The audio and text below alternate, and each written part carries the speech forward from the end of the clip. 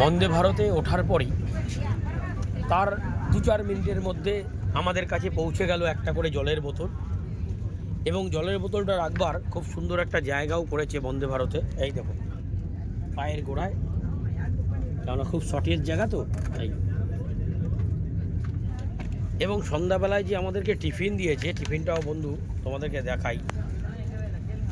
এই যে খুলছি তোমাদের সামনেই, একটা খাস্তা কচুরি, একটা ভ্যানিলা মাফিন কেক, একটা রিয়েলের জুস, একটা ছোট্ট ভুজিয়া, একটা সসের পাতা,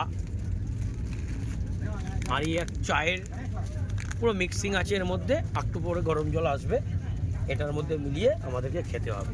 আর একটা ছোট্ট এই দেখুন, এটা দিয়ে একটা কাঠি দিয়েছে, যেটা দিয়ে আমি নাড়িয়ে চাটাকে খাবো। তো মোটামুটিভাবে যেটুকুনি বলতে পারি, এই একটা জিনিসই খুব আমার পছন্দের হয়েছে। আর বাদ বাকি চলে যাবে সন্ধ্যাবেলায়, আপাতত এখন তো অনেকটাই খিদে পেয়েছে।